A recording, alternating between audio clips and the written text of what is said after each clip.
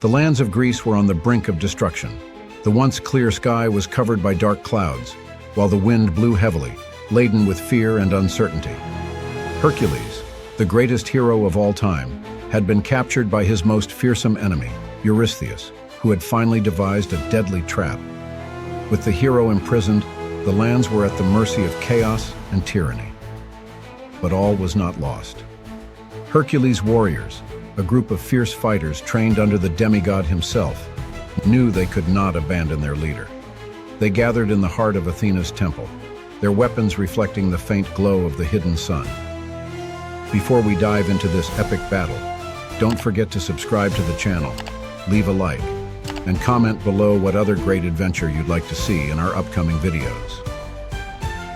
Leading the warriors was Alcmene, the fearless daughter of a noble house, whose name carried the honor of fighting for her kingdom. At her side were Tyrrhene, the archer whose arrows never missed their mark, and Ligeia, the warrior of immense strength, capable of taking down the mightiest monsters with a single strike of her club. We can't let the lands of Hercules fall under Eurystheus's control. Without the hero, we are the last line of defense, Alcmene said firmly, looking at her companions. The warriors set off toward Eurystheus's lair, a dark castle in the shadowy mountains, surrounded by monstrous creatures that obeyed only the vilest of tyrants. The path ahead was long and filled with danger, but the warriors were determined. When they reached the entrance of the castle, they were met by a legion of monsters. Gorgons with venomous eyes, winged beasts, and stone warriors, all ready to block their way. Tyrrhene, quick as the wind, unleashed a barrage of flaming arrows, piercing the monsters with deadly precision. Ligeia, clear a path. Tyrrhene and I will handle the smaller creatures, shouted Alcmene, raising her sword toward the enemies. Ligeia, with her club in hand, charged fiercely. Each swing took down a creature with devastating force. She wielded the weapon with precision, breaking stones and smashing through the enemy. The sound of metal clashing against stone echoed through the mountains as the warriors pressed forward without hesitation. As the battle intensified, Alcmene spotted a hidden entrance to the castle, guarded by a colossal minotaur. Knowing this could be the key to rescuing Hercules, she shouted to her companions, "Hold off the creatures, I'll deal with the minotaur." With agility, Alcmene rushed toward the giant enemy. The minotaur with its immense axe roared, but she remained undaunted. Dodging between its blows, Alcmene looked for an opening.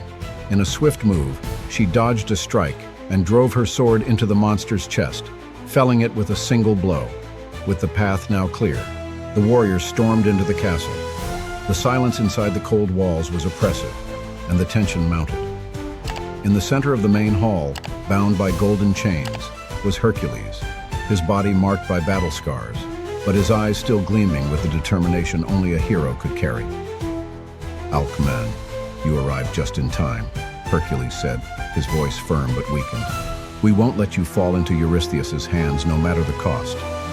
Alcmene replied, breaking the chains with her enchanted sword. As the group prepared to escape, a dark laugh echoed through the hall. Eurystheus, the villain, emerged from the shadows, accompanied by a legion of immortal warriors. With a sadistic grin, he advanced, believing he had control of the situation. "You think you can win now that you've freed the hero? You're mistaken," Eurystheus shouted, releasing his warriors against the fighters and Hercules. But the fighting spirit of the warriors, combined with Hercules' return, was unstoppable. Together they faced the final legion, breaking every defense the enemy had with precise and relentless strikes. The sound of swords clashing filled the castle, and one by one, Eurystheus' warriors were defeated.